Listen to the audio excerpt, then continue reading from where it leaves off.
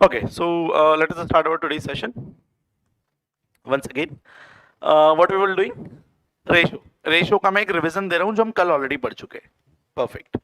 तो हमने यहाँ तक डिस्कस कर लिया है कि लोएस्ट किसी भी नंबर से मल्टीप्लाई और डिवाइड कर सकते हैं. That we have understood. अगला पॉइंट क्या था कि रेशियो में ऑर्डर इंपॉर्टेंट होता है. Order of terms is very important. What does it means कि अगर ए इज टू बी है तो मैं इसको बी इज टू ए नहीं लिख सकता. क्यों? क्योंकि ऑर्डर मैटर करता है. आप चेंज नहीं कर सकते. चलो अगला point. Ratio exist only between the quantities of same kind. कल मैंने एक एग्जांपल दिया था राइस वाला. मतलब मुझे अगर रेशियो लेना है बेटा तो 2 kg राइस और 3 kg राइस दोनों को मैं डिवाइड करूंगा तो राइस राइस कैंसिल हो जाएगा और 2/3 आ जाएगा. समझ रहे हो? तो ये दोनों सेम काइंड की ऑब्जेक्ट्स होने चाहिए. यहाँ पे राइस है तो यहाँ पे भी क्या आएगा? राइस. अगर यहाँ पे मैं राइस का यूज करके नीचे शुगर यूज करूंगा तो राइस की प्राइस यूज करके मैं शुगर की प्राइस नहीं निकाल सकता. कल समझाया था ना. जिसको नहीं समझ में आया, जो नए बच्चे हैं उनको थोड़ा सा यहाँ ध्यान देना बेटा. मेरे पास 2 kg राइस की प्राइस है 100 रुपीज. तो 3 kg राइस की प्राइस कितनी होगी? 2 किलो राइस 100 रुपए के. तो 3 किलो राइस कितने के होंगे? 150 के होंगे. अगर मैं आपसे पूछूं कि 2 किलो राइस 100 रुपए के हैं और 3 किलो शुगर कितने की होगी, बताओ. आप नहीं बता सकते. क्यों नहीं बता सकते? क्योंकि दोनों चीजें सेम काइंड की नहीं है. तो जब दोनों चीजें सेम काइंड की नहीं है तो आप इनका रेशो नहीं ले सकते. रेशो नहीं ले सकते इसलिए वो आंसर ही नहीं आएगा. ये क्या है? हाँ, रेशो नहीं ले सकते इसलिए आंसर ही नहीं आएगा. समझ में आ रहा है ना बात? तो वो रेशो लेके ही तो अपने आंसर निकाला था 150. आपने डायरेक्ट निकाल लिया. पर डायरेक्ट नहीं निकालेंगे. अगर मैं कैलकुलेशन करके निकालना चाहूंगा तो फिर तो मेरे को रेशो का यूज करना ही पड़ेगा. ठीक है. ये तो प्राइस बड़ी इजी थी कि 2 किलो की 100 है तो 3 किलो की कितनी होगी. अगर मैं ऐसा बोलता आपको कि 2 किलो की प्राइस 176.5 है और 2.5 kg की प्राइस निकालो तो फिर आपको ये वाला मेथड यूज करना पड़ता है ना. तो रेशियो सेम काइंड का होना चाहिए. ये भी चीज समझ में आती है. Are we able to understand this thing कि रेशियो सेम काइंड का होना चाहिए.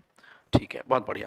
Quantities to be compared must be in the same units. Units का क्या मतलब होता है बेटा? ये देखो, अगर यहाँ पे केजी राइस दिया है तो यहाँ पे भी क्या होना चाहिए? केजी. तभी आप इनका रेशियो ले सकते हो. अगर 1 kg में 1 ग्राम में तो आंसर गलत आएगा. ये हमें थ्रू आउट पूरे मैथ्स में ध्यान रखना है कि यूनिट जब भी हम रेशियो लें तो यूनिट सेम होनी चाहिए. अगर मैं केजी में बात कर रहा हूँ तो दोनों चीजें केजी में होनी चाहिए.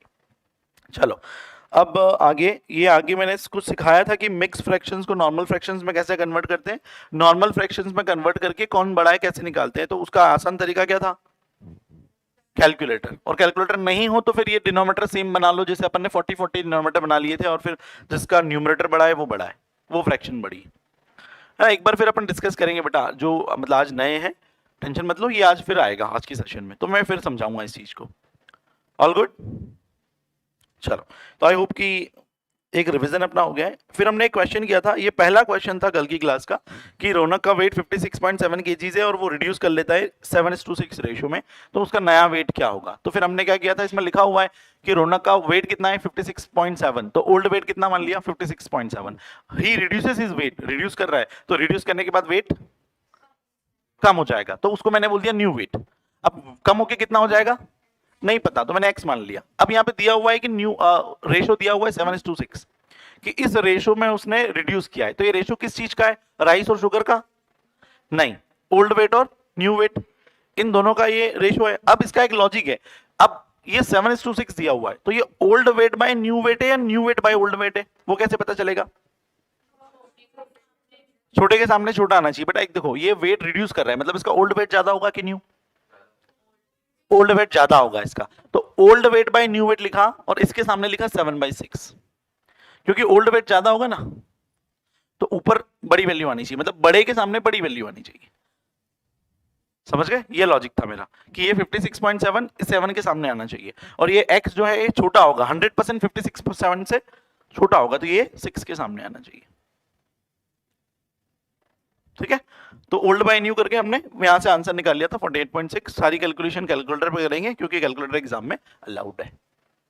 ठीक. अब मैं आपको बताना भूल गया था कि कैलकुलेटर कौन सा वाला परचेज करना है. तो ये इस टाइप का नॉर्मल कैलकुलेटर परचेज करना है. ये इतनी कीज होनी चाहिए क्योंकि कैलकुलेटर बहुत तरह के आते हैं, उसमें बहुत सारी एक्स्ट्रा कीज भी आती है. ये नॉर्मल वाले कैलकुलेटर्स अलाउड है. ठीक है. वो जो साइंटिफिक कैलकुलेटर आते हैं वो अलाउड नहीं है एग्जाम में. तो आप ये वाला इस टाइप का नॉर्मल कोई सा कैलसी परचेज कर सकते हैं. चलो अब आगे बढ़ते हैं. ये क्वेश्चन सॉल्व करते हैं. बड़ा सिंपल क्वेश्चन है. Simplify the ratio 1:3.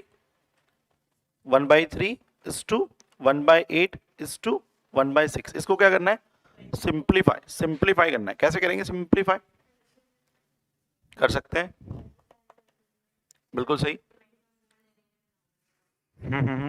कर सकते हैं, बिल्कुल कर सकते हैं ऐसा। देखो बेटा, ये पहली चीज तो ये कि आपको ये सोचना चाहिए कि अभी तक तो ऐसा क्वेश्चन एक भी नहीं आया है कि जिसमें 3 रेशियोज हो। अभी तक जितने भी क्वेश्चंस आए हैं, जितना भी मैंने पढ़ाया, मैंने तो सिर्फ A/B पढ़ाया। मैंने क्या पढ़ाया अभी तक आपको? A/B। मैंने अभी तक आपको ये पढ़ाया ही नहीं कि A/B/C क्या होता है। A और B को क्या बोलते हैं? रेशियो। A/B को क्या बोलते हैं? रेशियो। A/B/C को क्या बोलते हैं? Continuous ratio. इसको क्या बोलेंगे? Continuous ratio. क्या रेशियो और कंटिन्यूअस रेशियो सेम है? नहीं है, डिफरेंस है दोनों में। दोनों के रूल्स भी थोड़े अलग अलग हैं। तो अब मैं पहले रेशियो की बात कर लूं एक बार फिर से। तो मैं अगर रेशियो की बात करूं तो रेशियो तो होता है A/B। अब हमें क्या पता है? हमें ये पता है कि इसमें हम किसी भी नंबर से मल्टीप्लाई कर सकते हैं रेशियो में। फॉर एग्जाम्पल, अगर मेरे पास 2/3 है और मैंने इसमें 2 से मल्टीप्लाई 2 से डिवाइड कर दिया तो ये 4/6 हो जाएगा। क्या 4/6 2/3 के बराबर है? हाँ, वो 2 फिर कैंसिल हो जाएगा, 2/3 के बराबर आ जाएगा। समझ में आता है ना यहां तक? तो 4/6 लिखूं 2/3 लिखूं, कोई डिफरेंस नहीं है, दोनों सेम है। बहुत बढ़िया। तो रेशियो में तो हम किसी नंबर का मल्टीप्लाई कर सकते हैं। ये 2a 2b हो जाएगा। देखो ना, यहाँ पे भी 2a 2b हो गया और मैं इस रेशियो में भी 2 से मल्टीप्लाई कर सकता हूँ, कोई परेशानी नहीं है। तो जो चीज मैं यहां कर सकता हूं वही चीज मैं A/B/C में भी कर सकता हूं। समझ में आ रहा है?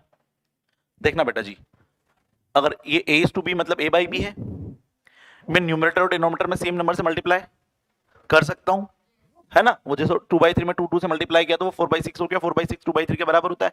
तो मैं ये कर सकता हूं। ये चीज मैं यहां जो कर सकता हूं वही चीज मैं इसमें भी कर सकता हूं, कंटिन्यूअस रेशियो में। तो अगर मैं A/B में 2 का मल्टीप्लाई कर सकता हूं तो A/B/C में भी 2 का मल्टीप्लाई कर सकता हूं। 2 इज एन एग्जांपल, आप किसी भी नंबर का मल्टीप्लाई कर सकते हो। क्लियर है? अब इससे क्या सीखने को मिला? इससे सीखने को मेरे को ये मिला कि मान लो कहीं रेशियो मेरे को दिया हुआ कंटिन्यूअस रेशियो 2:4:6, ठीक है, और मैं इसको बना दूं 4:8:12। क्या ये दोनों सेम है या डिफरेंट? बस इतना बता दो, ये दोनों सेम है। क्यों? क्योंकि किसी नंबर का मल्टीप्लाई करने से रेशियो नहीं बदलता। अभी सीखा ना अपने A/B में, अगर मैं 2 का मल्टीप्लाई कर दूं, 2:4 में मैं 2 का मल्टीप्लाई कर दूं तो वो 4:8 हो जाएगा। बट 4:8 या 2:4 दोनों में कोई फर्क नहीं है, दोनों की वैल्यू सेम ही आएगी। तो सेम वे में 2:4:6 लिखूं या 4:8:12 लिखूं, कोई फर्क नहीं है। मैंने कुछ नहीं करा, मैंने क्या करा, इसमें 2 का मल्टीप्लाई कर दिया। अब 2 का मल्टीप्लाई करने से कुछ भी नहीं बदलेगा। तो रेशियो में किसी भी नंबर का मल्टीप्लाई कर सकते हैं, कंटिन्यूअस रेशियो में भी किसी भी नंबर का मल्टीप्लाई कर सकते हैं। क्या मल्टीप्लाई करने से रेशियो चेंज होगा? नहीं होगा। क्लियर है ना बेटा? किसी को कोई डाउट? बहुत बढ़िया। चलो अब इस चीज को समझते हैं थोड़ा सा। कहां गया? ये रहा, सिंप्लीफाई द रेशियो। इस क्वेश्चन को अपने को सिंप्लीफाई करना है। क्या है? कंटिन्यूअस रेशियो है। यस। क्या कंटिन्यूअस रेशियो में मैं किसी भी नंबर से मल्टीप्लाई कर सकता हूं? बस मेरे को इतना कॉन्सेप्ट क्लियर है, मैं इसमें कर दूंगा। मेरे को सामने दिख रहा है A/B/C, ये 3 कंटिन्यूअस रेशियो, ये A है, ये B है, ये C है। इसको सिंप्लीफाई करने के लिए मैंने अभी सिखाया कि मैं किसी भी नंबर से मल्टीप्लाई कर सकता हूं। तो मैं किसी ऐसे नंबर से मल्टीप्लाई करूंगा जो 3 से भी कैंसिल हो जाए, 8 से भी कैंसिल हो जाए और 6 से भी कैंसिल हो जाए। सोचो ऐसा नंबर क्या होगा? ऐसा नंबर जो 3 से भी कैंसिल हो जाए, 8 से भी कैंसिल हो जाए। 24। कैसे निकालें 24? एलसीएम। एलसीएम कैसे लेते हैं? एक बार रिवाइज करें। चलो आगे एक बार और सीखेंगे, वैसे आएगा एलसीएम वाला भी पार्ट वापस आएगा। एक बार रिवाइज करेंगे एलसीएम लेने का थोड़ा स्मार्ट तरीका, अगर कोई हो सकता है तो वो अपन सीखेंगे। ठीक है, चलो वैसे बड़ा सिंपल है। एलसीएम और एचसीएफ दोनों थोड़े से आने चाहिए आपको। क्या 386 था ना? हाँ, एलसीएम लेने का सबसे सिंपल तरीका ये, क्या मैं इसको और ब्रेक डाउन कर सकता हूँ 3 को?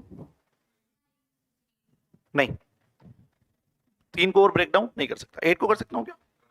क्या 6 को कर सकता हूँ? बस यहां तक समझ में आता है? मतलब इससे ज्यादा मैं नंबरों को तोड़ ही नहीं सकता, ब्रेक डाउन कर ही नहीं सकता। 6 को लिख सकता हूँ 2 × 3, इसके अलावा और पॉसिबल नहीं है। 2 × 3 के अलावा और क्या ही लिख सकता हूँ? क्यों बेटा, नहीं लिख सकता ना? ठीक है, तो अब इसको मैं 2, एक मिनट 2 सही लिख देता हूँ। हाँ, 2 × 3। अब एलसीएम अगर मुझे लेना है तो मुझे क्या करना है? सारी नंबर्स लेना है with maximum powers. Maximum power मतलब ये 2 का क्यूब है, बोलो हाँ कि ना? ये सिर्फ 3 है, हाँ कि ना? और ये 2 × तो मैं हर नंबर लूंगा विद मैक्सिमम पावर। इस साइड में एलसीएम लेने का स्मार्ट तरीका बता रहा हूं। क्यों बता रहा हूं? क्योंकि अभी तो बड़ा सिंपल है, 3 ही नंबर है, बट बाद में कभी ऐसा कोई क्वेश्चन आया जिसमें मेरे को 7 नंबर है, उनका एलसीएम लेना है, तो फिर आप मैन्युअली नहीं बता पाओगे देख के कि 24 एलसीएम आएगा कि कुछ और आएगा। अभी तो आपने देख के बता दिया, कुछ कैलकुलेशन नहीं करी, देख के बता दिया कि sir 24 is the LCM. But आगे अगर ऐसा कोई क्वेश्चन आया जिसमें 6-7 नंबर्स है, उन 7 नंबर्स का अपने को एलसीएम लेना है, it won't be possible for you to look at it and tell me the answer. In that case क्या करना पड़ेगा आपको? You will have to work out like this. Numbers को ब्रेक डाउन करेंगे। अब एलसीएम लेने के लिए राइट हैंड साइड के जितने भी नंबर्स हैं वो मैक्सिमम पावर के साथ लेंगे, ठीक है, और हर नंबर को एक ही बार लेंगे। चलो, तो इधर क्या क्या नंबर है राइट हैंड साइड में? क्या क्या नंबर है? 3 की मैक्सिमम पावर कितनी है? 1, तो 3 की पावर 1 ले ली। 2, और दूसरा नंबर कौन सा है? 2 की मैक्सिमम पावर कितनी है? 3। बस, और कुछ नंबर है क्या? और कोई नंबर नहीं है, बस। तो ये मेरा आंसर है। 2 क्यूब कितना होता है? 8। 8 3 सा। समझ में आया? ये कब यूज करना है? जब बहुत ज्यादा नंबर्स हो, तब। कम नंबर्स हो तो मैन्युअली देख के ही पता लग जाएगा कि क्या एलसीएम है ना। मतलब थोड़ा सा सोचोगे कि यार ऐसा कौन सा नंबर है जो 3, 8 और 6 तीनों से कैंसिल हो जाता है, तो आ जाएगा समझ में कि 24 है। ज्यादा नंबर हो तो ऐसे करेंगे। क्लियर? परफेक्ट। चलो, तो 24 अपना आंसर आ गया था, और अब अपन शुरू करते हैं 24 का इसमें मल्टीप्लाई करना। तो मैं इसमें 24 का क्या कर दूंगा? मल्टीप्लाई। क्यों करूंगा ऐसा? ऐसा करने से क्या होगा? ये बन जाएगा 24/3 इस टू ये कितना बन जाएगा? 24/8 इस टू ये कितना बन जाएगा? 24/6। क्यों? क्योंकि मैंने 24 का पूरे में मल्टीप्लाई कर दिया। समझ में आ रहा है ना बेटा जी? बहुत बढ़िया। कितना आएगा आंसर बोलो? फिर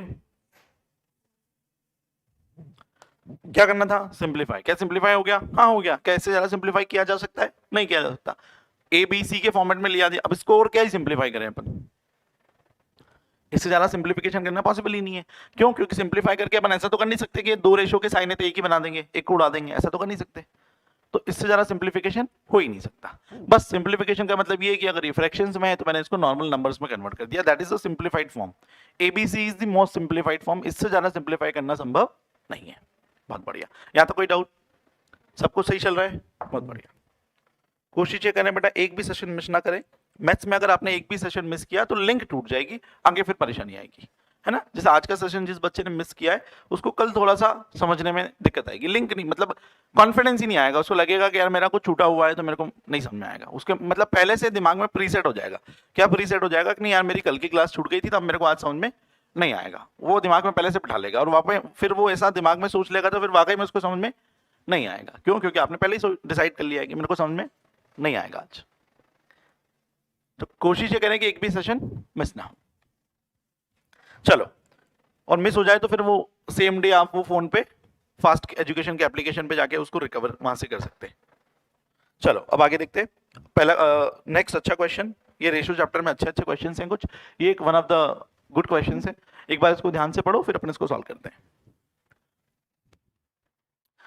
The ratio of number of boys to the number of girls in a school is of 720 students is 3:5। ठीक है, क्या लिखा है पहली लाइन में? The ratio of the number of boys to the number of girls in a school ऑफ 720 student is 3:5। सिर्फ पहली लाइन पढ़ी मेरे को। क्या मेरे को पहली लाइन पढ़ के ये समझ में आया कि बॉयज डिवाइडेड बाय गर्ल का रेशियो कितना है? 3/5 है।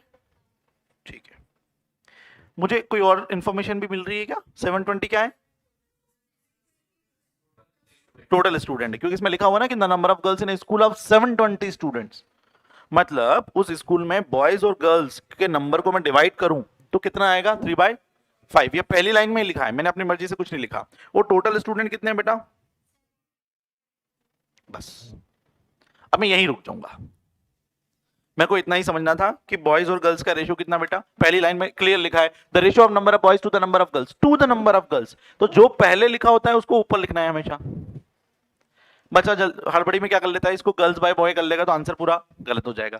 3/5 रेशियो दिया है तो रेशियो में हमेशा ये देखना होता है कि ऊपर क्या आएगा नीचे क्या आएगा। अगर मैंने इसको बाय मिस्टेक भी चेंज कर दिया तो मेरा आंसर गलत आएगा। तो बॉयज बाय गर्ल्स कितना है बेटा? 3/5। टोटल कितना है? 720। अब हम क्या सीखने वाले हैं? हम ये सीखने वाले हैं आने वाले 1-2 मिनट में कि कभी भी हमें किसी चीज दो चीजों का रेशियो दिया हुआ है, क्या दिया हुआ है, दो चीज का रेशो, और टोटल क्वांटिटी दी हुई है। तो कैसे पता करें कि कौन कितना है, समझ गए? कैसे पता करें कि बॉयज कितने हैं और गर्ल्स कितनी है? ध्यान से सुनेंगे, शॉर्टकट तरीका समझा रहा हूं। और अब हम समझते हैं। यहाँ पे देखना दे बेटा, कभी भी हमें निकालना हो बॉयज कितने हैं, तो बॉयज है ना इसमें स्कूल में है बेटा, बॉयज और गर्ल्स का रेशो कितना है 3/5। बॉयज के सामने कितना नंबर लिखा हुआ है 3, तो हमेशा लिखो 3। कर लोगे इतना, कर लोगे इतना, बहुत बढ़िया। नीचे लिखना है बॉयज और गर्ल्स का सम कितना है, बॉयज और गर्ल्स का सम मतलब ये रेशो का सम,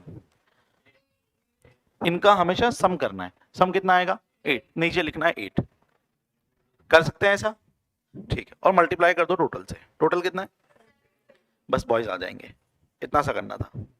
देखो अब गर्ल्स निकालने का तरीका आप समझाऊं कि आप खुद ही कर लोगे? देखो बेटा, गर्ल्स के सामने कितना लिखा हुआ है 5, नीचे कितना लिखूं 8, मल्टीप्लाई किससे करूं, आंसर। ये अकाउंट्स में आप करते हो, है ना, अकाउंट्स में करते हो ये चीज आप, वही है ये। चलो अब क्या करें, 3 इंटू 720 कर ले, कहां पे करें, मैन्युअली नहीं, कैलकुलेटर पे करेंगे। डिवाइडेड बाय 8 कितना आ रहा है 270, बचा कितना 720 में से 270 माइनस कर लो 450, मतलब 270 गर्ल बॉयज हैं तो 450 गर्ल्स हैं। क्यों, क्योंकि सम 720 है, तो मैंने एक भी निकाल लिया तो दूसरा अपने आप निकल जाएगा। चलो यहां तक किसी बच्चे को कोई डाउट, किसी बच्चे को कोई समझ में नहीं आया प्रोसेस, तो मैं एक बार फिर 4 बार फिर समझा दूंगा, एक बार फिर पूछ लो, किसी को नहीं, सबको समझ में आ गया? क्या करना है, कभी भी अगर हमें बॉयज या गर्ल्स या किसी भी चीज का रेशियो दिया हुआ हो, टोटल दिया हुआ, तो हम कौन कितना है कैसे निकालते हैं, तो बी निकालना है, तो बी के सामने जो नंबर लिखा हुआ है वो नंबर लिखेंगे और नीचे लिखेंगे दोनों का टोटल जो अकाउंट्स में करते हैं और टोटल से मल्टीप्लाई कर देंगे। ठीक, ये प्रोसेस पूरे मैथ्स में यूज होगी बार बार। चलो बॉयज हो गया, गर्ल्स हो गया, अब क्या करें, अगली लाइन पढ़ते हैं। इफ पढ़ो पढ़ो अगली लाइन।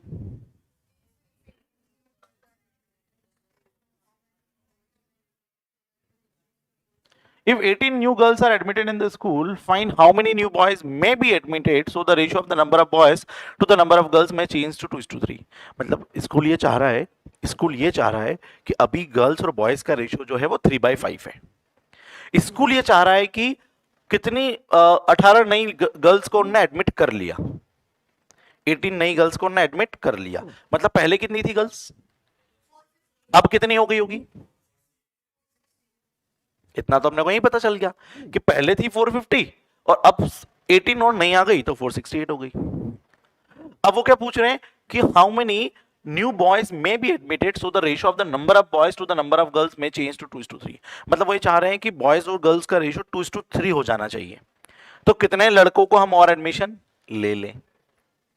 तो बेटा ये पुराना रेशियो तो भूल जाओ, पुराना रेशो भूल जाओ, नया रेशो देखते हैं। नया रेशो क्या है बेटा, बॉयज और गर्ल्स का, मैं स्मॉल बी और स्मॉल जी लिख देता हूं। स्मॉल बी और स्मॉल जी क्यों लिख रहा हूं, नया रेशो बॉयज और गर्ल्स का। बेटा नया रेशो कितना होना चाहिए, बहुत बढ़िया।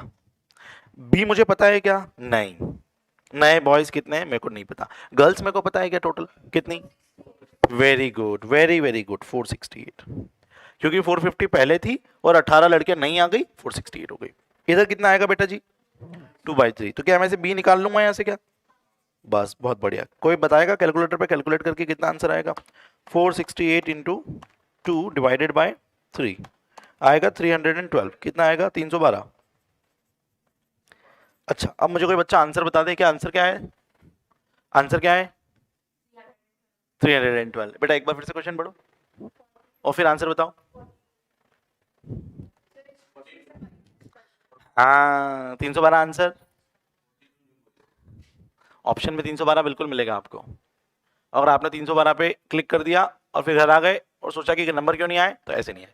लाइन को फिर से पढ़ना है, find how many new boys may be admitted, how many new boys may be admitted, मतलब पुराने तो थे ही थे, कितने थे 270, और नए को और कितने एडमिट कर लूं कि रेशियो ये हो जाए। तो बेटा 270 तो पहले ही थे ना, तो वो आपने एडमिट थोड़ी किए, आपने एडमिट तो इन दोनों का डिफरेंस किया और डिफरेंस ही आंसर होगा, और विच विल बी 42।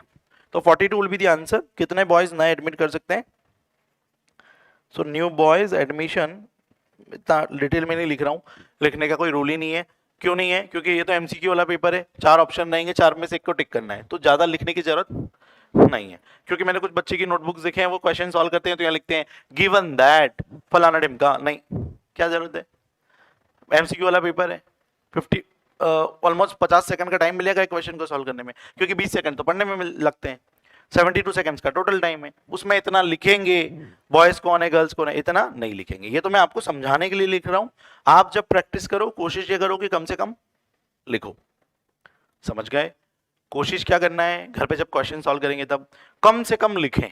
अपनी 12th तक की आदत होती है ज्यादा से ज्यादा लिखें। 12th में आपका टीचर सिखाता है या गिवन दैट लिखो, जो जो दिया है वो लिखो, नीचे 1-2 लाइनें भी लिखो जस्टिफाई करते हुए आंसर को, कि hence the answer is this due to this reason, वो सब एक लाइन भी लिखते हैं नीचे। ऐसा अपने को कुछ भी करने की आदत फाउंडेशन में नहीं डालनी है। फाउंडेशन में एग्जैक्टली उल्टा करना है, कोशिश करना है कि कम से कम मैं लिखूं और मैं आंसर लेके आ जाऊं। अगर मैं कैलकुलेटर पे कर सकता हूं तो इवन बेटर। क्लियर है फंडा? मेरा प्रैक्टिस ही होनी चाहिए शुरू से कि मैं कम से कम लिखूं। क्यों? क्योंकि कुछ बच्चे ऐसे होते हैं जो साल भर तो प्रैक्टिस करते हैं, मतलब बहुत अच्छे से लिखते हैं, उनका नोटबुक देखो तो ऐसा लगता है कि मतलब इससे भी ज्यादा वो लिखते हैं, क्वेश्चन सॉल्व करते हैं, प्रैक्टिस करते हैं, तो उनसे फिर क्या नुकसान होता है, फिर उनकी ऐसी आदत बन जाती है। जो 6-7 महीने करोगे वही एग्जाम में करोगे, तो फिर वो एग्जाम में जब आपको रफ पेपर मिलेंगे ना, वो पेपर के साथ, मतलब पेपर तो 4-5 रफ शीट देंगे वो आपको सॉल्व करने के लिए, तो फिर बच्चा उस पर आराम से लिखने लग जाता है। इतनी डिटेल में, इतनी डिटेल में लिख जाओगे तो टाइम कवर नहीं होगा, है ना? तो अपने को कोशिश ये करना है कि कम से कम लिखें। चलो ये समझ में आया? न्यू बॉयज कितने आ गए? 312 minus 270 which will give me 42। 42 is the answer. And एक और चीज, मैंने आपको यहाँ ऑप्शंस नहीं दिए क्योंकि एग्जाम्पल था, आने वाले सारे क्वेश्चंस में ऑप्शंस होंगे। क्यों? क्योंकि फाइनल एग्जाम में जो भी क्वेश्चंस आएंगे उनमें ऑप्शंस होंगे। तो कई बार ऑप्शंस हमारे फेवर में हेल्प करेंगे, कई बार ऑप्शंस हमको अगेंस्ट में हेल्प करेंगे। फेवर में कैसे हेल्प करेंगे? मान लो किसी बच्चे ने गलती से आंसर 312 निकाल लिया, वो बॉयज की वैल्यू निकाल ली उसने 312, और वो सोच रहा है कि 312 आंसर है, बट अगर ऑप्शन में 312 है ही नहीं तो वो समझ जाएगा कि मेरा आंसर गलत है, मुझे डिफरेंस निकालना है। तो इस केस में ऑप्शन उसके फेवर में हेल्प करेंगे। ऑप्शन बच्चे को गाइड करेंगे कि बेटा तेरा आंसर गलत है, तो सही आंसर निकाल, एक बार और कोशिश कर। ऐसा कौन बोलेगा? ऑप्शन। और ऑप्शन अगेंस्ट कब चले जाएगा? जब आप ऐसे ऑप्शन आ गए जिसमें option A 312, option B 42, option C something else, option D something else. उस केस में ऑप्शन आपके अगेंस्ट चले जाएगा, ऑप्शन आपको फेवर नहीं करेगा, आपके अगेंस्ट हो जाएगा। आपने देखा ऑप्शन ए 312, क्योंकि ए ऑप्शन पे तो पहले ही नजर जाती है, और जैसे ही आपका आंसर यहाँ 312 आया आपने जय अनुमान कर दिया। समझ गए? तो उस चीज का ध्यान रखें। आगे बढ़े बेटा जी। चलो अगला क्वेश्चन नहीं, अगला क्वेश्चन नहीं, अब अगला टॉपिक आ गया इनवर्स रेशो। इनवर्स रेशो क्या है? तो रेशो का उल्टा है। जिन बच्चों जो बच्चे कल नहीं आए थे उनको आज थोड़ा सा समझ में आएगा, क्योंकि मैं आज वापस वही रेशो वाला कॉन्सेप्ट पढ़ाऊंगा। ध्यान से देखो बेटा, रेशो मैंने कल क्या पढ़ाया था कि ए टू बी को क्या बोलते हैं? रेशो। और इसको क्या लिखते हैं? ए बाई बी। क्यों? क्योंकि रेशो ही डिवीजन है, डिवीजन ही रेशो है, दोनों में कोई फर्क नहीं है। अब हम पढ़ रहे हैं इनवर्स रेशो। इनवर्स का क्या मतलब होता है बेटा? उल्टा। इनवर्स का क्या मतलब होता है? उल्टा। तो इनवर्स कब, अगर रेशो बेटा ए टू बी है तो कोई बताएगा इनवर्स क्या होगा? बी इज टू ए। बहुत समझदार हो आप, बी इज टू ए, खत्म। तो इनवर्स का मतलब क्या करना है? उल्टा, रेसिप्रोकल, है ना? तो कभी भी कोई रेशियो दिया हो और वो पूछे कि इनवर्स निकालो, तो दैट मींस कि you have to reciprocal it, and very simple thing, इसमें कुछ भी नहीं है। बस एक प्रॉपर्टी का ध्यान रखेंगे, किसी भी रेशो को, ऐसा एमसीक्यू में आ सकता है, किसी भी रेशो को उसके इनवर्स से मल्टीप्लाई करें तो कितना आएगा? 1। ये एक छोटा सा पॉइंट है, याद रखना है। याद क्या रखना है? वैसे समझ में आता ही है, तो याद रखने की जरूरत नहीं है, समझ में आता है तो, कि किसी भी रेशियो को उसके इनवर्स से मल्टीप्लाई करने पे answer will be always 1। Any value multiplied by inverse will give you, option A 1, option B 0, option C none of this या समथिंग लाइक दैट। तो आंसर हमेशा 1 आएगा। किसी भी वैल्यू को उसके इनवर्स से मल्टीप्लाई करने पे आंसर हमेशा 1 आता है। बहुत बढ़िया, कोई डाउट? चलो अब कुछ प्रॉपर्टीज पढ़ेंगे रेशो की, इंपॉर्टेंट है, ध्यान से सुनेंगे, सुनने से ही काम हो जाएगा, कुछ मेमोराइज करने की जरूरत नहीं है, सुनने से काम हो जाएगा। Ratio a by b is said to be greater inequality if a is greater than b. क्या है मैं समझाता हूं बेटा। देखो अगर कोई रेशो है 2/3, नहीं 2/3 गलत एग्जांपल हो जाएगा, 3/2। ऊपर वाले को क्या बोलते हैं? ए, नीचे वाले को बी। तो अगर ए बी से बड़ा है, ए इज ग्रेटर देन बी, तो ऐसे रेशो को हम बोलेंगे ग्रेटर इनइक्वालिटी। क्या बोलेंगे? इनइक्वालिटी का क्या मतलब होता है? Not equal. इक्वल मतलब तो आप जानते ही हो, इनइक्वल मतलब नॉट इक्वल। तो ग्रेटर इनइक्वलिटी मतलब ये इक्वल नहीं है। हाँ नहीं है, हमको पता है कि इक्वल नहीं है, बट ये ग्रेटर इनइक्वलिटी है। क्यों? क्योंकि ऊपर वाला बड़ा है। ठीक है, अब इसका उल्टा कर देंगे तो क्या हो जाएगा बेटा? खत्म। समझाने की जरूरत नहीं है। अगर मैं इसी को ऐसा लिख दूं, a is less than b, अगर मैं इसको 2/3 लिख दूं तो 2/3 को क्या बोलेंगे? Less inequality. बस बच्चों वाली चीजें हैं, तो समझाने की जरूरत भी नहीं है कि लेस इनइक्वलिटी क्या होता है। अब सर इस चीज का क्या सेंस है? क्या हमसे वो एग्जाम में पूछेंगे कि ग्रेटर इनइक्वलिटी लिखो? नहीं। कभी ऐसा वो शब्द किसी क्वेश्चन में यूज कर ले कि it is a greater inequality, you should be able to understand and you should not get confused कि सर ये क्या लिख दिया। इसलिए बस ये पढ़ने का इतना ही पर्पस है। बच्चे कई बार मेरे से पूछते हैं कि सर ये आप, नहीं मैंने कुछ बोला ही नहीं तेरे को। हाँ ठीक है, आगे बढ़ते हैं। सेकंड पॉइंट पढ़ो ध्यान से। The compounded of the two ratios a is to b, ये कंपाउंडेड शब्द को मैंने हाईलाइट इसलिए किया है कि इसका एक डीप मीनिंग है, कंपाउंडिंग और कंपाउंडेड। तो कंपाउंडिंग क्या होती है वो समझते हैं, रेशियो में कंपाउंडिंग क्या होती है वो समझते हैं, फिर इस पॉइंट पे वापस आएंगे। कोई डाउट? कोई डाउट तो नहीं ना अभी तक? चलो बेटा, अब हम क्या समझ रहे हैं कि कंपाउंडिंग क्या होती है। कंपाउंडिंग किसकी? रेशियोज की। कंपाउंडिंग करेंगे किसकी? करेंगे रेशियोज की। क्यों? क्योंकि चैप्टर रेशियो पढ़ रहे हैं, टॉपिक रेशियो पढ़ रहे हैं, ठीक है ना। तो रेशियो की कंपाउंडिंग करेंगे। कैसे करेंगे? ध्यान से सुनना। मेरे पास कोई रेशियो है 2/3, ठीक है, और 4/5। मुझे किसी ने बोला कि इन दोनों की कंपाउंडिंग करो, तो कुछ नहीं करना है बेटा। कंपाउंडिंग का सीधा सा मतलब होता है मल्टीप्लाई करना। क्या मतलब होता है? कर सकते हो क्या? इसमें भी बच्चे गलती कर देते हैं। इसमें बच्चे क्या गलती कर देते हैं कि ये ध्यान नहीं रखते कि ऊपर वाला ऊपर वाले से मल्टीप्लाई होता है, नीचे वाला नीचे से, क्रॉस मल्टीप्लिकेशन नहीं होता है ना। ये रेशियो है, तो 4 2 जा 5 3 जा आंसर। इसको क्या बोलते हैं? कंपाउंडिंग। रेशियो की कंपाउंडिंग मतलब रेशियो का लिटरली मल्टीप्लाई करना। Let's do it again. अब इस बार मैं आपको मल्टीपल नंबर दे रहा हूं, 2/3, 4/6, 6/8, 9/2। करो इसका कंपाउंडिंग, करो फटाफट, आंसर निकालो। कंपाउंडिंग करो, आंसर निकालो। Answer should be in the lowest form. Answer should be in the lowest form. और लोएस्ट फॉर्म के लिए आप जो कैंसिल हो रहा है वो कैंसिल कर दो, तो लोएस्ट फॉर्म में आंसर आ जाएगा। कैलकुलेटर की जरूरत नहीं पड़ेगी।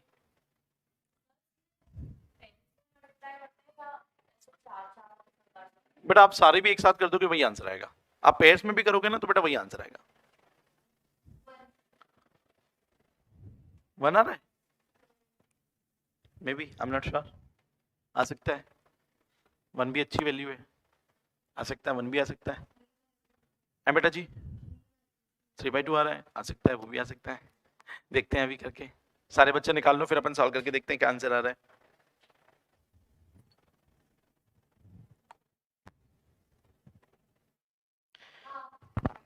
3/2 आ रहा है, कोई बात नहीं। चलो अब देखो बेटा ध्यान से, कुछ बच्चे इसको बहुत लेंदी कर रहे हैं। इधर देखो, 4 2 जा 8, 8 8 कैंसिल, क्योंकि ऊपर नीचे है ना, ऊपर नीचे वाली वैल्यू तो कैंसिल हो जाती है। 6 6 कैंसिल, 3 3 जा जो बचा हुआ आंसर, क्योंकि अब कैंसिल ही नहीं हो सकता, तो आंसर क्या आ गया? 3/2। ऐसे करना है हमेशा। कभी भी फ्रैक्शंस को मल्टीप्लाई करो तो ऐसे करना है, जो कैंसिल हो रहा है उसको पहले ही कैंसिल कर दो। बच्चा दो तरीके हो सकते हैं। एक बच्चा क्या करेगा, एक बच्चा 4 2 जा 8 करेगा, 8 6 जा करेगा, 6 9 वो सब कुछ 9 जा करेगा, और फिर नीचे वाली सारी वैल्यूज को मल्टीप्लाई करेगा। फिर गंदे गंदे से नंबर आएंगे, फिर उन गंदे गंदे से नंबर को कैंसिल करेगा, फिर जाके आंसर आएगा 3/2। ऐसा नहीं करना है। पूरे मैथ्स में ध्यान रखना, मतलब मैं यहाँ नहीं बता रहा हूँ, इस क्वेश्चन में नहीं बता रहा हूँ, ये तो बड़ा सिली क्वेश्चन है। पूरे मैथ्स में जब तक अपन आखिरी के चैप्टर करेंगे, 18वां चैप्टर करेंगे, तब तक ध्यान रखना है कि अगर कोई 4 फ्रैक्शन, 2 फ्रैक्शन, 1 फ्रैक्शन कोई सी में मल्टीप्लाई कर रहे हो, मल्टीप्लाई करते टाइम पहले कैंसिल करेंगे, फिर लोएस्ट फॉर्म में मल्टीप्लाई करेंगे, उससे अपनी लाइफ आसान हो जाएगी। डन? चलो ये छोटी छोटी चीजें हैं जो आपकी स्पीड बढ़ाएगी, जो आपको 52 सेकंड्स में क्वेश्चन सॉल्व करने में हेल्प करेगी। ठीक है, ओके वी गुड। ये कंपाउंडिंग समझ में आया बेटा? इस क्वेश्चन को ध्यान से पढ़ोगे ना तो इसमें 2-3 एग्जांपल दिए हैं कंपाउंडिंग के, वो आप आराम से कर सकते हो। इधर देखो, 3/4 और 5/7 की कंपाउंडिंग करेंगे तो 15/28 आएगा। हाँ हमको पता है, हमको आती है कंपाउंडिंग, ठीक है ना। और ये नीचे भी एक आध एग्जाम्पल दिया है, कर लोगे क्या आप? समझ लोगे ना। ये 2/3, 5/7, 4/9 की कंपाउंडिंग करोगे तो क्या आंसर आएगा? 40/189। क्यों, कैसे मल्टीप्लाई करना है, मल्टीप्लाई करते हैं तो आंसर आता है। कोई डाउट बेटा? चलो आगे बढ़े, कंपाउंडिंग कर लोगे, डन। आगे बढ़ते हैं। अब ये ध्यान से पढ़ना बेटा, जो जो मैं वर्ड हाईलाइट कर रहा हूं उसको ध्यान से पढ़ना।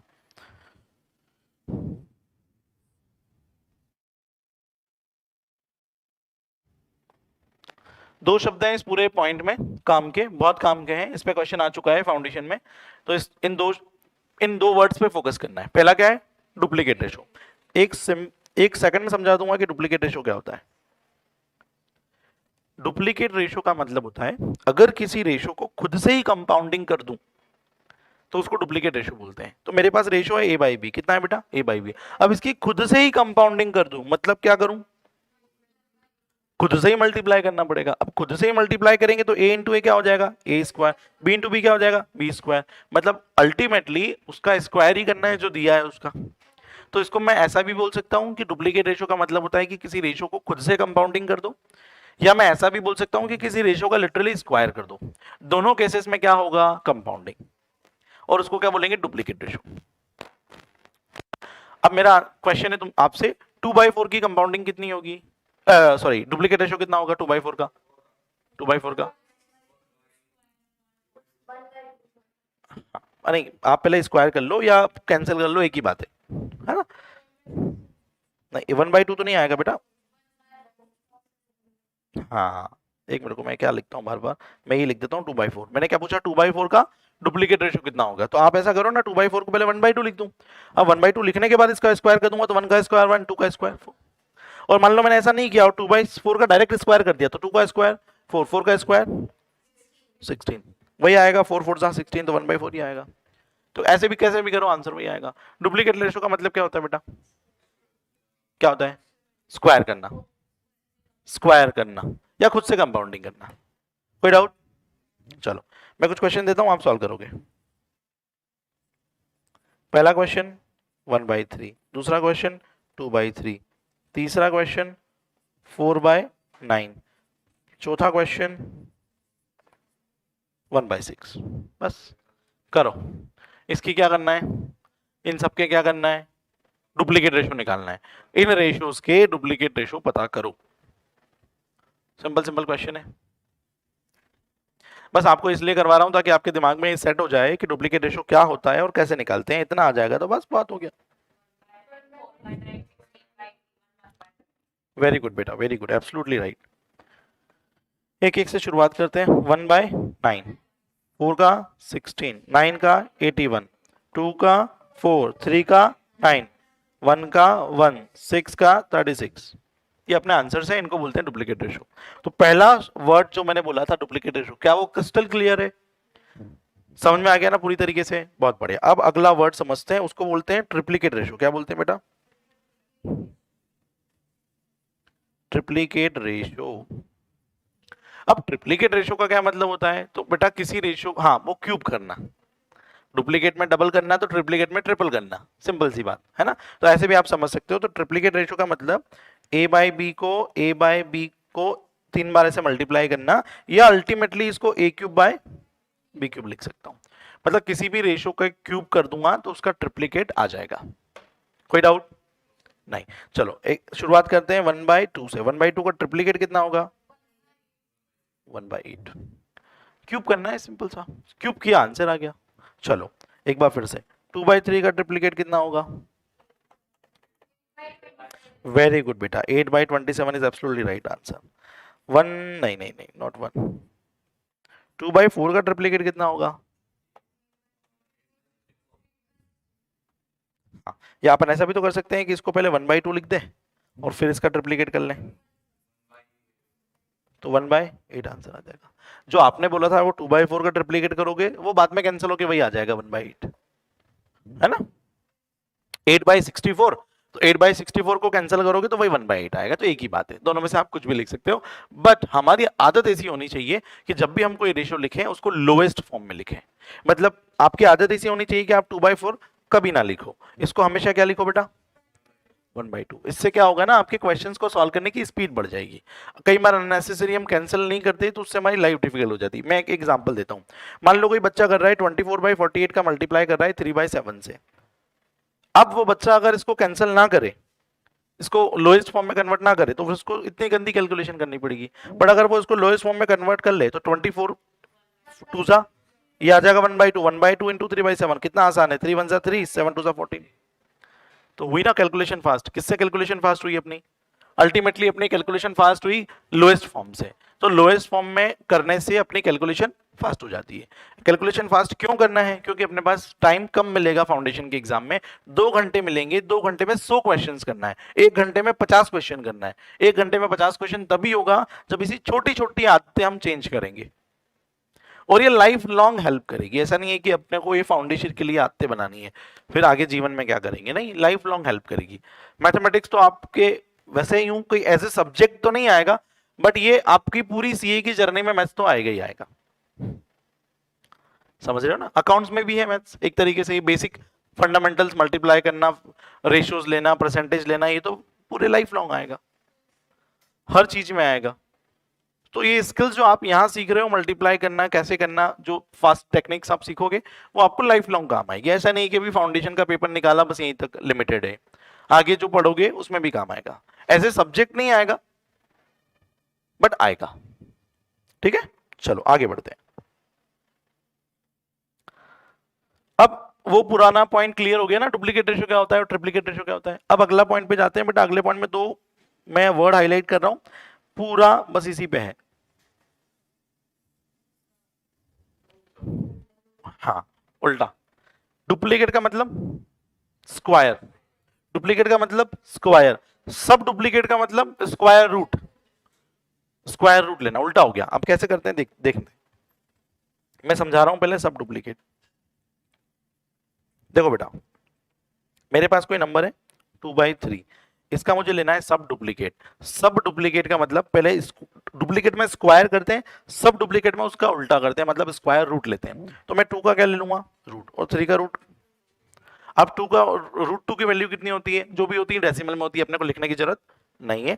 चाहे तो अपने पास जो कैलकुलेटर एग्जाम में अलाउड है उसमें रूट निकालने का फंक्शन भी है, रूट का फंक्शन ऑप्शन बना हुआ है, तो आप निकाल सकते हो, कोई वैल्यू निकालनी हो तो रूट की कोई भी वैल्यू मेमोराइज करने की जरूरत एज सच नहीं है। क्यों? क्योंकि अपने पास कैलकुलेटर है, एग्जाम में कैलकुलेटर अलाउड है, और जो कैलकुलेटर एग्जाम में अलाउड है उसमें ये रूट निकालने वाला फंक्शन है। तो मेरे को किसी भी कॉम्प्लेक्स नंबर का रूट निकालना होगा तो मैं इससे निकाल सकता हूं, वैसे जरूरत पड़ेगी नहीं, है ना? क्योंकि फाउंडेशन की एग्जाम कोई मेमोरी का टेस्ट नहीं है आपका। वो कैलकुलेटर क्यों देते हैं अगर उनको आपकी मेमोरी टेस्ट करनी होती तो? कैलकुलेटर दिया ही इसलिए उनने कि उनका टेस्ट, उनको आपका जनरल मैथ्स का टेस्ट करना है, कोई आपकी कैलकुलेशन का टेस्ट नहीं करना है कि ये कितना कैलकुलेट कर सकता है, ऐसा कोई टेस्ट उनको नहीं करना। अगर करना होता तो फिर वो कैलकुलेटर नहीं देते, है ना? तो ये कैलकुलेशन का टेस्ट नहीं है, ये कॉन्सेप्ट का टेस्ट है। फाउंडेशन का जो मैथ्स का पेपर होता है ना, वो आपकी कैलकुलेशन का टेस्ट नहीं है।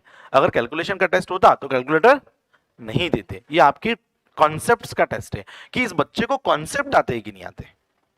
वो ये नहीं चेक कर रहे कि इस बच्चे की कैलकुलेशन कितनी अच्छी है। कैसे अच्छी होगी, कैलकुलेटर एग्जाम में है, क्या ही अच्छी होगी, कैलकुलेटर से फास्ट तो नहीं होगी। तो वो तो आपका सिर्फ कॉन्सेप्ट चेक करने का तरीका, मतलब है पेपर पूरा फाउंडेशन का। तो इस चीज का ध्यान रखें कि जी बेटा जी,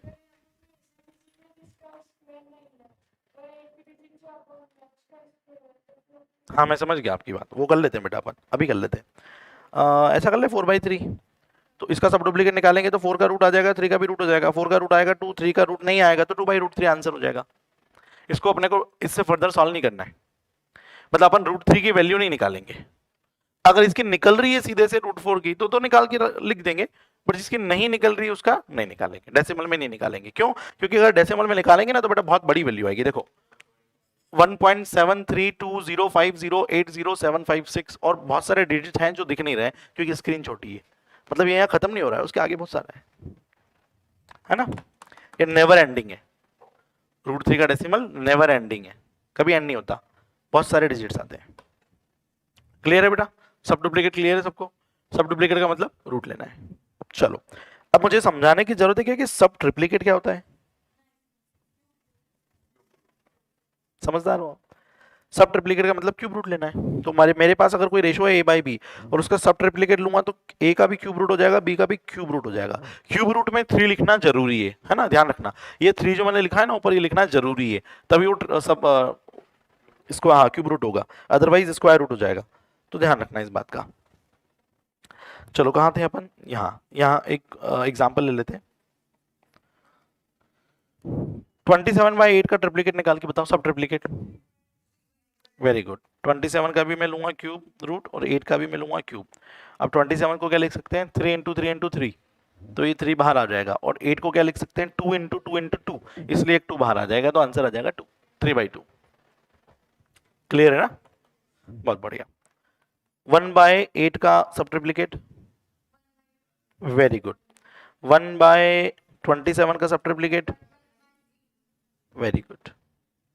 सब ट्रिप्लीकेट में कोई डाउट नहीं।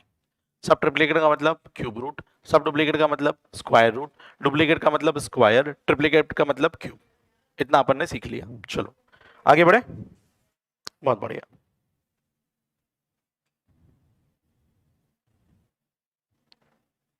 चलो इस क्वेश्चन को क्या करेंगे, ध्यान से पढ़ो, इस पॉइंट को ध्यान से पढ़ो बेटा, 5th पॉइंट को। The ratio of two similar quantities can be expressed as ratio of two integers, the quantities are said to be commensurable, और if they are said to be incommensurable. बहुत लंबा point है, इतना नहीं समझना अपने को। क्या बेटा जी, हाँ मैं उस भी आ रहा हूँ बेटा। देखो मैं आपको बस इंपॉर्टेंट वर्ड हाईलाइट कर लेता हूँ, वही काम के हैं।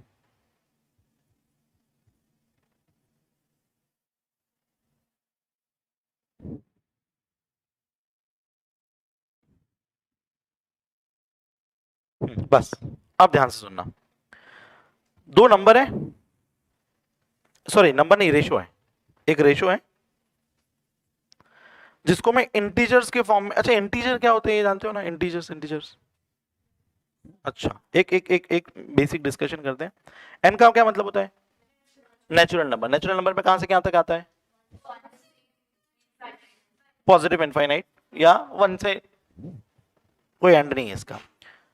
कैपिटल डब्ल्यू का क्या मतलब होता है, होल नंबर। होल नंबर में क्या चीज और एक्स्ट्रा आ जाती, 0 1 2 3 4 5 अप टू इनफाइनाइट।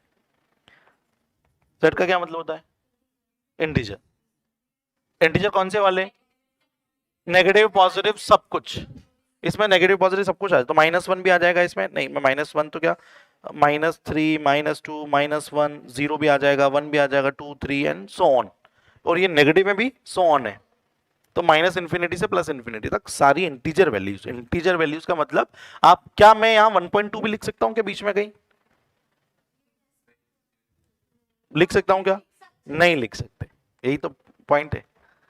इंटीजर्स में नहीं लिख सकते बेटा, डेसिमल वैल्यू इंटीजर्स में नहीं लिख सकते, जेड सिंबल के अंडर नहीं लिख सकते।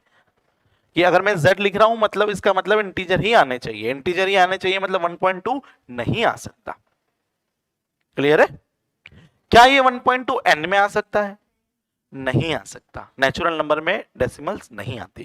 क्या ये 1.2 w में आ सकता है, नहीं आ सकता, होल नंबर में 1 डेसिमल नहीं आ सकता। क्या ये z में आ सकता है, नहीं आ सकता। ये समझने की जरूरत है ना। z में सारी वैल्यूज आएगी पर डेसिमल्स नहीं आएंगे, फ्रैक्शंस भी नहीं आएगी। फ्रैक्शन मतलब 2/5 3/4 ये सब चीजें नहीं आएगी, क्योंकि फ्रैक्शंस अल्टीमेटली डेसिमल ही होती है। ठीक है ना। चलो अब बात करते हैं आर की। आर क्या होता है, रियल नंबर्स। रियल नंबर्स, ये रियल नंबर क्या होता है, रियल नंबर में सारी वैल्यू आ जाती है। सारी वैल्यू मतलब इसमें आप 1.2 भी लिख दो, 2.5 भी लिख दो, -1 भी लिख दो, +1 भी लिख दो, 2 0 फलाना ढिमका सब लिख दो। रियल नंबर नंबर्स की सबसे बड़ी फैमिली है। ऐसा कोई नंबर नहीं है जो इसका पार्ट नहीं है, सारे नंबर इसके पार्ट है। नेचुरल नंबर भी रियल नंबर, नेचुरल नंबर की ये भी इसका पार्ट है, ये भी इसका, ये भी इसका पार्ट है। इतना क्लियर है। कहीं मैथमेटिक्स में जीवन में z+ दिख जाएगा, क्या मतलब हुआ, z+ सिक्योरिटी क्या मतलब होता है, पॉजिटिव इंटीजर्स। मतलब उसमें फिर ये 1 2 3 4 5 ही आएंगे, नेगेटिव -3 -2 नहीं आएंगे। और z- का मतलब नेगेटिव इंटीजर्स। कोई डाउट, 0 बेटा दोनों में नहीं आएगा, ना z+ में 0 आएगा, ना z- में 0 आएगा, क्योंकि 0 न्यूट्रल है, ना पॉजिटिव है ना नेगेटिव है। तो ना वो z+ में 0 आएगा, ना z- में 0 आएगा, 0 z में आएगा सिर्फ। क्लियर है, बहुत बढ़िया। हाँ आप बीच में रैशनल नंबर बोले थे ना बेटा, हाँ कोई बात नहीं। रैशनल नंबर का मतलब क्या होता है, चलो उस पर ही बात कर लेते हैं। रैशनल नंबर्स क्या होता है? रैशनल नंबर मतलब ऐसा नंबर जिसको फ्रैक्शन के फॉर्म में लिख सकते हैं। नाइन्थ की एनसीईआरटी में एक डेफिनेशन है रैशनल नंबर की कि ऐसा नंबर जो पी बाई क्यू के फॉर्मेट में लिखा जा सकता है उसको रैशनल नंबर बोलते हैं। मतलब हर वो नंबर जो रेशो के फॉर्म में लिखा जा सकता है उसको हम रैशनल नंबर बोलेंगे। फॉर एग्जांपल 4/2, 4/2 कितना होता है? 2। तो मतलब 2 भी रैशनल नंबर है क्या? हाँ है। क्यों? क्योंकि 2 को मैं रेशो के फॉर्म में लिख सकता हूं, फ्रैक्शन के फॉर्म में लिख सकता हूं। कैसे लिखूंगा? 4/2। क्या 1/2 रैशनल नंबर है? हाँ। क्यों? क्योंकि इसको मैं पी बाई क्यू के फॉर्मेट में लिख सकता हूं। क्या √3 रैशनल नंबर है? √3, √3 नहीं, नहीं √3 क्यों नहीं है? मैं उसका लॉजिक समझते हैं बेटा जी। उसका लॉजिक ये है कि √3 अगर मैं कैलकुलेटर पर निकालता हूं तो आंसर आता है 1.73205080,756। यहां तो खत्म नहीं हुआ है, लेकिन ये कैलकुलेटर की स्क्रीन छोटी पड़ गई है, नंबर अभी बाकी है। तो जब अपने को पता ही नहीं है कि ऊपर आएगा क्या, तो फिर उसको अपन रेशो के फॉर्म में लिखेंगे कैसे? भाई लॉजिक तो है ना बेटा, अपन हर डेसिमल नंबर को फ्रैक्शन के फॉर्म में लिख सकते हैं। जैसे 2.5 को फ्रैक्शन के फॉर्म में कैसे लिख सकता हूँ? 25/10। वो डेसिमल उड़ा दूंगा तो नीचे 0 आ जाता है ना? तो वो तो याद है ना अपने को। तो एक बच्चे ने मेरे को ऐसा बोल दिया, बोले सर √3 को भी तो अपन ऐसे लिख सकते हैं, √3 में डेसिमल उड़ा देंगे और नीचे इतने 0 लगा देंगे। तो मैंने उससे पूछा कितने 0 लगा देंगे? तो बोलता सर इतने 0 लगा देंगे। तो अपने को पता ही नहीं है ना कि कितने नंबर है, तो उतने 0 लगाएंगे कैसे? अब उतने 0 लगाएंगे नहीं तो फिर ये बनेगा कैसे वो रैशनल नंबर? तो √3 के साथ क्या प्रॉब्लम है कि ये नेवर एंडिंग है। ये नेवर एंडिंग है तो मुझे पता ही नहीं है कि ऊपर कितने डिजिट है। तो जब मुझे पता ही नहीं है कि ऊपर कितने डिजिट है तो मैं उतने 0 नीचे कैसे लगाऊंगा? तो मैं ऐसा नहीं कर सकता, तो इसको फ्रैक्शन में नहीं बना सकता, इसको फ्रैक्शन नहीं बना सकता, इसलिए ये इररेशनल है। रैशनल नहीं है। रैशनल इररेशनल का कॉन्सेप्ट समझा रहा हूं, समझ में आ रहा है ना? रैशनल नंबर मतलब ऐसा नंबर जिसको पी बाई क्यू के फॉर्मेट में लिखा जा सके। इररेशनल नंबर मतलब ये जिसको पी बाई क्यू के फॉर्मेट में नहीं लिखा जा सके। कोई डाउट? इसमें एक और चीज छूट गई, इमेजिनरी नंबर। एक कॉन्सेप्ट और होता है इमेजिनरी नंबर। किसी भी नेगेटिव नंबर के रूट को इमेजिनरी नंबर बोलते हैं। जैसे -3 का रूट, अब मैं आपसे पूछूं कि अच्छा एक मिनट रुको, √4 का रूट बताओ 2, -4 का रूट बताओ -2। नहीं नहीं, कुछ भी नहीं, एग्जिस्ट ही नहीं करता। यही तो दिक्कत है मैथ्स, यही तो है मैथ्स। √4 का रूट आता है 2, बट -√4 का रूट -2 नहीं आता, वो एग्जिस्ट ही नहीं करता। एग्जिस्ट ही नहीं करता, सोचना ही नहीं, एग्जिस्ट ही नहीं करता। नेगेटिव नंबर्स का रूट एग्जिस्ट ही नहीं करता, और क्योंकि वो एग्जिस्ट ही नहीं करता इसलिए उसको इमेजिनरी नंबर बोलते हैं। क्या बोलते हैं? Imaginary number. इमेजिनरी नंबर आपको 11th क्लास में आया होगा, जिसका कोर मैथ्स था उसको आया होगा थोड़ा बहुत, है ना? पर इतना डिटेल में नहीं होगा, बहुत ब्रीफ था। यहाँ मैं थोड़ा सा आपको एक आइडिया दे रहा हूँ, कभी जीवन में ये शब्द कहीं आ जाए इमेजिनरी नंबर, तो इमेजिनरी मतलब आज अपन सब नंबर डिस्कस कर रहे हैं, नेचुरल होल्स, ये सारी चीजें, तो उसमें एक चीज ये भी है कि किसी भी नेगेटिव नंबर, और ये कॉन्सेप्ट है, मतलब ये समझना है अपने को कि कभी भी ऐसी गलती नहीं करना है मैथ्स में। अगर आपका रूट के अंदर कोई नेगेटिव नंबर आ रहा है मतलब आपने कोई गलती कर दी कैलकुलेशन में, क्योंकि नेगेटिव नंबर का रूट एग्जिस्ट करता ही नहीं है। -4 का रूट कभी भी -2 नहीं होता। ठीक है? क्लियर है? बहुत बढ़िया।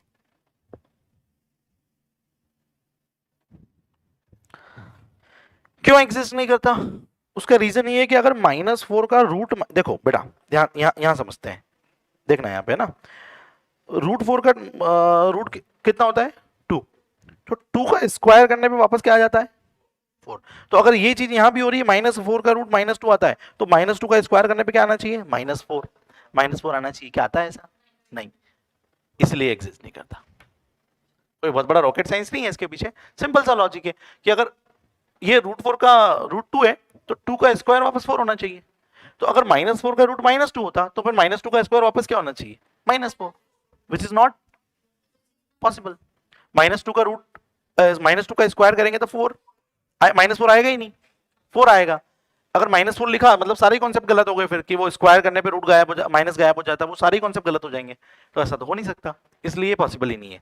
मतलब अगर अपने को इसका, अगर इस लॉजिक को समझाने के लिए मुझे फिर पूरी मैथ्स को डिनाई करना पड़ेगा, फिर मुझे इस फैक्ट को डिनाई करना पड़ेगा कि -2 × -2 +4 होता है, इसको भी डिनाई करना पड़ेगा। मुझे ऐसा बोलना पड़ेगा कि नहीं, -4 होता है। समझ गए ना? इस चीज को जस्टिफाई करने के लिए, which is not possible, hence it is imaginary number. The number which is not possible is imaginary, बस इसलिए इमेजिनरी नंबर बोलते हैं इसको। कोई डाउट? बहुत बढ़िया। हाँ वैसे अपन बात कमेंसरेबल इनकमेंसरेबल की कर रहे थे, कोई बात नहीं। कमेंसरेबल का सीधा सा मतलब होता है बेटा ऐसे नंबर्स, ऐसी फ्रैक्शन जिसको इंटीजर, जिसमें दोनों नंबर इंटीजर हो। ऐसा रेशो, फिर से बोलूंगा मैं, ऐसा रेशो जिसमें न्यूमरेटर और डिनोमिनेटर दोनों इंटीजर्स हो, उसको क्या बोलते हैं? कमेंसरेबल रेशो। क्या बोलते हैं? कमेंसरेबल। समझ में आया? ऐसा रेशो जिसमें न्यूमरेटर और डिनोमिनेटर दोनों क्या हो? इंटीजर हो, भले वो नेगेटिव हो पॉजिटिव हो, तो ऐसे रेशो को क्या बोलते हैं? अगर इंटीजर नहीं हो तो फिर क्या बोलेंगे? खत्म, बस इतना सा है। अगर दोनों इंटीजर है तो कमेंसरेबल, अगर दोनों इंटीजर नहीं है तो इनकमेंसरेबल, दोनों में से एक इंटीजर और एक नहीं है तो भी इनकमेंसरेबल। दोनों इंटीजर है तो कमेंसरेबल, दोनों इंटीजर नहीं है तो इनकमेंसरेबल, दोनों में से एक इंटीजर और एक इंटीजर नहीं है तो भी इनकमेंसरेबल। क्लियर है फंडा? बहुत बढ़िया, आगे बढ़े बेटा जी। ठीक है,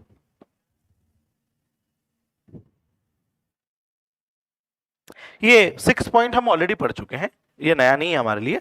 6 पॉइंट में ये लिखा हुआ है कि A:B:C को A:B:C को कंटिन्यूड रेशो बोलते हैं, ये हम ऑलरेडी पढ़ चुके हैं, अभी थोड़ी देर पहले पढ़ा था।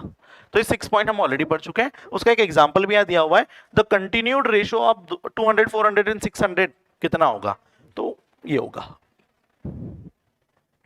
है ना, continued ratio of 200 is to, देखो 200, 400, 600 का कंटिन्यूड रेशो निकालना है। कंटिन्यूड रेशो निकालने का तरीका क्या है? बीच में डॉट लगा दो।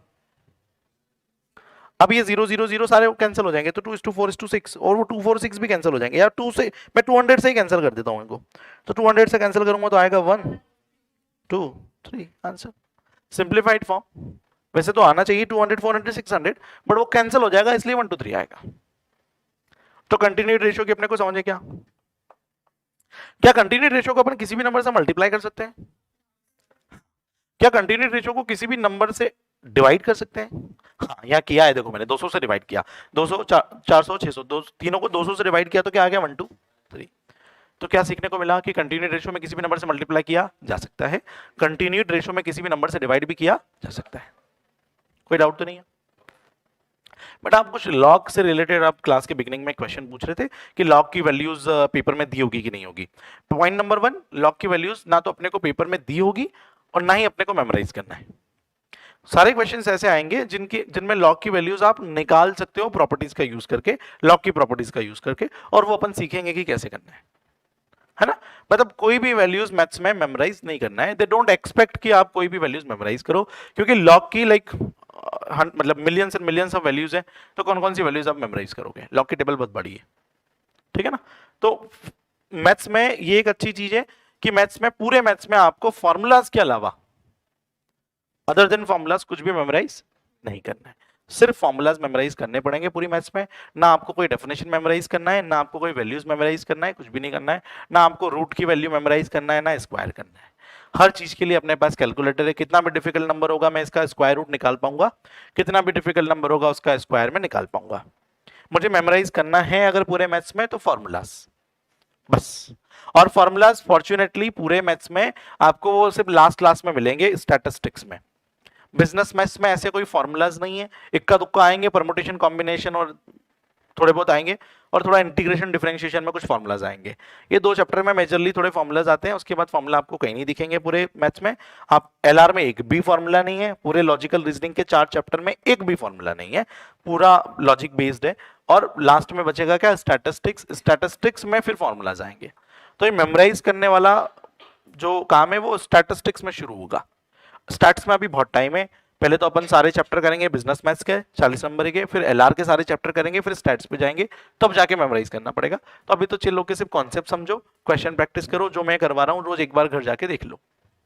अभी इतना मतलब वर्कलोड हुआ नहीं, अभी वैसे क्वेश्चंस भी नहीं आए, पहला चैप्टर है, बच्चों वाला चैप्टर है, तो आगे जो चैप्टर आएंगे वो थोड़े अच्छे लेवल के आएंगे, फिर मतलब प्रैक्टिस करने में भी मजा आएगा आपको, और आपको लगेगा कि आप मैथ्स पढ़ रहे हो। अभी तो ऐसा लग रहा है कि यार बहुत थ्योरी है, बहुत मतलब वो क्वेश्चन ही नहीं आ रहे हैं, वैसे फील ही नहीं आ रही है मैथ्स पढ़ने वाली और मुझे पढ़ाने वाली, बट आएगी थोड़े दिन, मतलब 2-4 दिन बाद आएगी, है ना।